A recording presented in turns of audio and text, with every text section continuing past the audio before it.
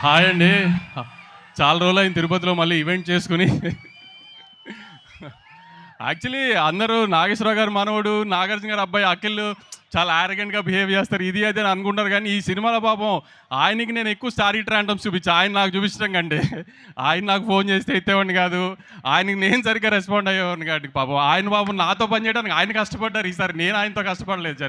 మామూలుగా అందరు చెప్పినట్టుగా ఇప్పుడు దాకా అఖిల్ని ఇట్లా నాగార్జున గారు అబ్బాయి, నాగేశ్వరరావు గారి మనవడు, ఓ గోల్డెన్ స్పూన్తో పుట్టాడు, పెద్ద కష్టం పడలేదు, ఎప్పుడు ఇది అది చూశారు కదా. లాస్ట్ 1 వీక్ 10 డేస్ నుంచి ట్రైలర్ వచ్చినప్పటి నుంచి, సోల్ ఆఫ్ లైన్ వచ్చినప్పటి నుంచి మామూలు బయట ఫ్రెండ్స్తో కానీ ఎవరితో మాట్లాడుతున్నా అఖిల్ ఫస్ట్ టైం కష్టపడినట్టు కనబడుతుంది కదరా అనేవారు. ఆ ఒపీనియన్లోకి జనాన్ని తీసుకురావడానికి అఖిల్ గారు 1.5 year నుంచి ఎంత కష్టపడ్డారో చూసేవాళ్ళం మేము అందరం. ఆమె బ్రహ్మాజీ గారు వీళ్ళు చెప్పినట్టు ఇంకా అసలు ఒక ప్రొడక్షన్ మేనేజర్గా పనిచేయడం ఒకటే తక్కువైంది సెట్లో. ఆయన అంత ఈ సినిమా మాత్రం ఎట్టి పరిస్థితుల్లో ఏ రకమైన చిన్న మిస్టేక్ కూడా జరగకూడదు ఆయన సైడ్ నుంచి అన్నది ఎంత జాగ్రత్తగా అన్ని తీశారని ఇంకా జూలై 10th మీరు చూసి మీరు చెప్పడమే తప్పితే ఇంకా మేము ఎంత చెప్పినా మా గొప్ప మేము చెప్పుకున్నట్టే ఉంటుంది. ఇంటర్వెల్ లాస్ట్ 40 minutes గ్యారంటీ కంగు తింటారు మీరు. అది మళ్ళీ ఒక మాస్ సినిమాలో ఎలా రెగ్యులర్గా ఉంటుంది ఇంటర్వెల్, అలా కాకుండా కూడా అఖిల్ ఒక మాస్ సినిమా చేస్తున్నప్పుడు ఎలాంటి రెగ్యులర్ ఫార్మాట్లో ఉండకూడదు అనుకుంటున్నాము, అది ట్రై చేసి మరి పెట్టుకున్న ఎలిమెంట్స్ అవన్నీ ఖచ్చితంగా మాత్రం 2-3 చోట్ల సినిమాలో మాత్రం సర్ప్రైజ్ అవుతారు డెఫినెట్గా. ఆ స్క్రీన్ ప్లేలో ఆ కేర్ తీసుకున్నాడు నందు. అందుకే అఖిల్ చాలాసార్లు చెప్పారు ఇది ఒక భారతం మహాభారతం అని. ఎందుకంటే ట్రైలర్లో నాగార్జున గారు ఒకటి చెప్పినట్టు క్యారెక్టర్లు రంగులు మారుతాయని, అలా ఒక్కొక్క క్యారెక్టర్ ఒక్కొక్క షేప్ తీసుకుంటున్న కొద్దీ అఖిల్ గారు దాంట్లో ఆ కథలో ఎలా ఫ్లోట్ అయ్యారు ఏంటి అనేది చాలా బాగా స్క్రీన్ ప్లే చేశాడు నందు. సో డెఫినెట్గా సినిమా చాలా ఎంగేజింగ్గా ఉంటుందని అయితే గ్యారంటీగా నమ్ముతున్నాము. సో జూలై 10th ఖచ్చితంగా మీరు ఎవరు డిసప్పాయింట్ అవ్వరు.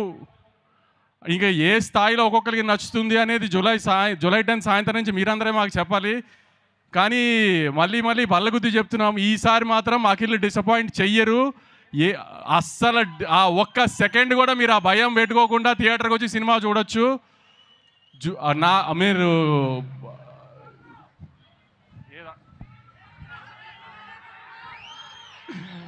Okay Bhagyashree, thank you. మాకు చిన్న డిస్టర్బెన్స్ జరిగితే ఒక ఫోన్ కాల్లో డేట్స్ అన్ని అడ్జస్ట్ చేసి సినిమా చేసావు. Thank you, really thank you very much.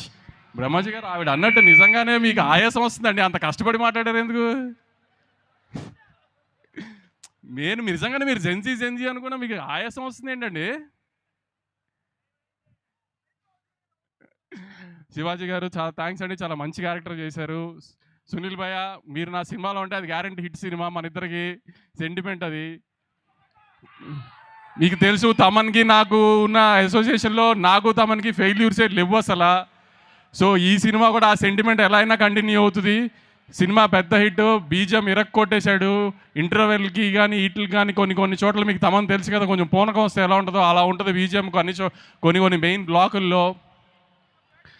ఇప్పుడు నవీన్ గురించి ఏమైనా పొగిడినా మీరు మళ్ళీ తిడతారు కాబట్టి ఇప్పుడు ఆ టాపిక్ వద్దు, సక్సెస్ మీట్లో మాట్లాడుకుందాం. ఇంకెవరన్నా మిస్ అయ్యి ఉంటే ఐఎమ్ సారీ. సుమగారు థ్యాంక్ యూ.